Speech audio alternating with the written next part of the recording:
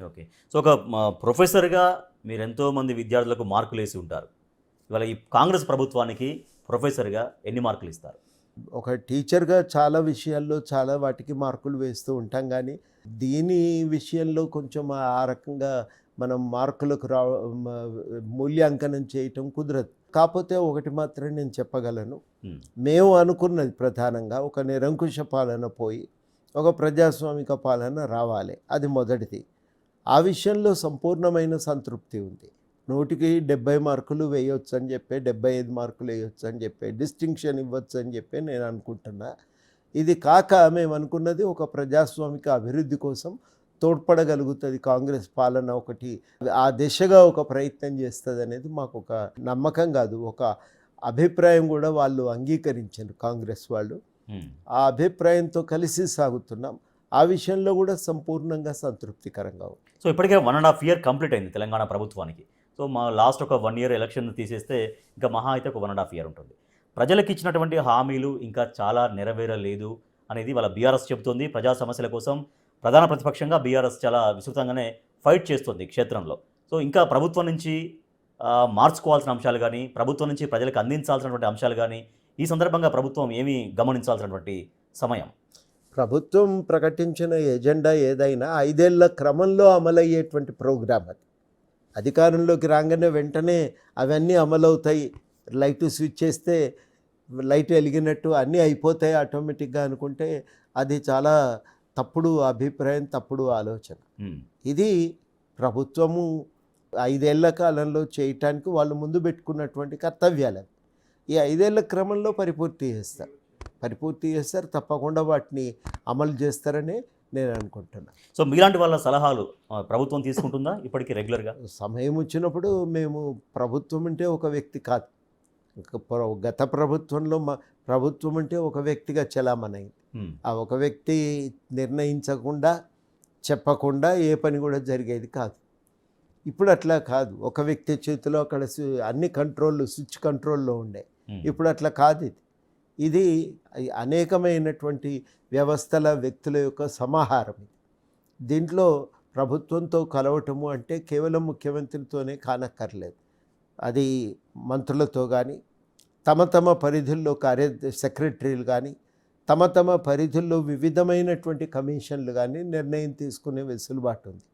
కాబట్టి మేము ఈ వ్యవసాయ కమిషన్నో, తర్వాత విద్యా కమిషన్నో కలిసి చెప్పవలసిన విషయాలు చెప్తున్నాం. అవి మాత్రమే కాకుండా మంత్రులను కలుస్తున్నాం. చాలా సందర్భాల్లో సెక్రటరీలను కలిసి విషయాలు చెప్తా ఉన్నాం. ఒక్కొక్కసారి ముఖ్యమంత్రి గారిని కలవవలసి వస్తుంది అనుకున్నప్పుడు ముఖ్యమంత్రి వారికే ప్రత్యేకంగా విషయాలన్నీ వారికి కానీ, వారి చుట్టూ ఉండే సలహాదారులకు కానీ చెప్తూ ఉన్నాం. కోదండరామ్ గారు, అర్బన్ నక్సలైట్లకి ఎమ్మెల్సీలు ఇస్తున్నారు, అర్బన్ నక్సలైట్లని విద్యాశాఖలో తీసుకుంటున్నారు అంటూ కేంద్ర మంత్రి బండి సంజయ్ స్వయంగా చేసినటువంటి కామెంట్స్. ఈ అర్బన్ నక్సల్ అంటే ఏందో నాకు ఇప్పటివరకు కూడా అర్థం కాలేదు. అది ఒక బ్రహ్మ పదార్థంలాగా ఉన్నది. ఎవరండి అర్బన్ నక్సల్ అంటే? సిద్ధాంత ప్రకారం నక్సలైట్లు వాళ్ళు గ్రామీణ ప్రాంతాల్లో పనిచేస్తారు. బాగా వెనుకబడిన ప్రాంతాలలో వాళ్ళ కార్యాచరణ ఉంటుంది. పట్టణాల్లో ఉన్నవాళ్ళు వాళ్ళు పనిచేయటం అనేది వాళ్ళ కార్యాచరణ కానే కాదు. మరి అట్లాంటప్పుడు ఈ అర్బన్ నక్సల్ అనే పదం వాడటమే ఒక రకంగా అది వాస్తవాలకు సంపూర్ణంగా విరుద్ధమైనటువంటి ఆలోచన.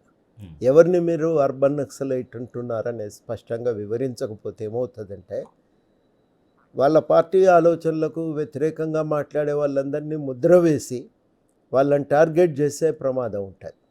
బహుశనే అనుకోవటం ఆలోచనతోనే ఆ పదాన్ని ఉపయోగించుకుంటున్నట్టున్నారు. ఆ రకంగా ఒక పదాన్ని ఉపయోగించటం, దాన్ని టార్గెట్ చేయటానికి కొందరిని, దాన్ని ఆ పదాన్ని ఎవరైతే మేధావులుగా చెప్పబడుతున్నారో వాళ్ళనే అర్బన్ నక్సలైట్ అనే ముద్ర వేస్తున్నారా? ఎవరిని అంటున్నారో తెలియదు. విషయం ఏంటంటే ఎవరిని అంటున్నారో తెలియదు.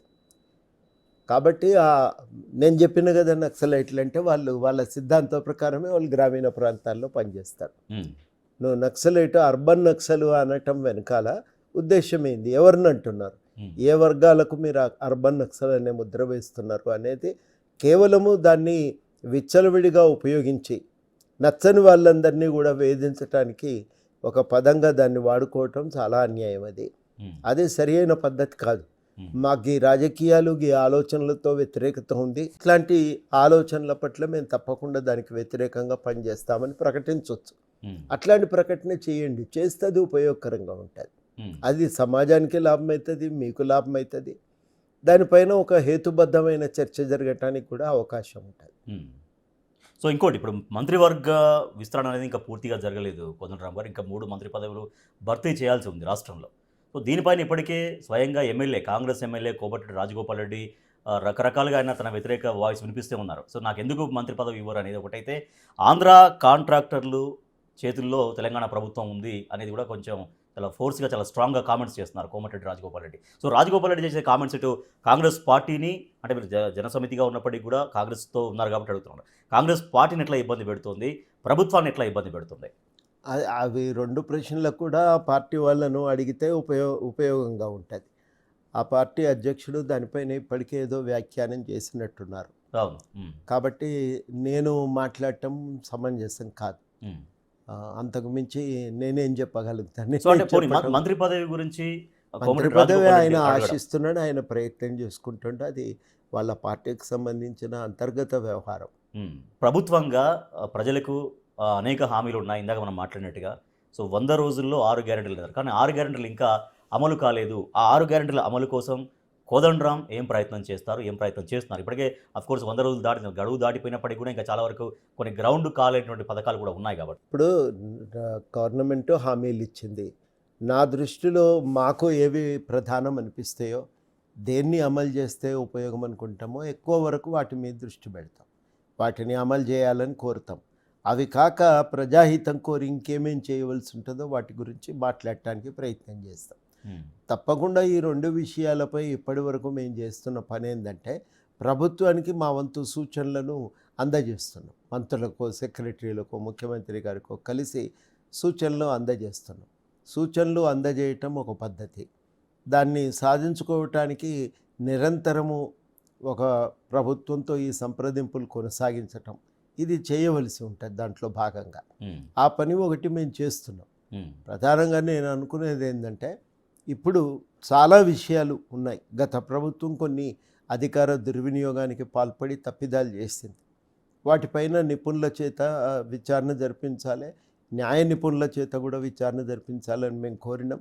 ఆ విధంగా విద్యుత్ కొనుగోళ్ల మీద కానీ, కాళేశ్వరం మీద కానీ ఒక ఎంక్వైరీ కమిషన్లు వేసిండ్రు, దానికి బృందాలు వేసిండ్రు, టెక్నికల్ కమిటీలను కూడా వేసిండ్రు.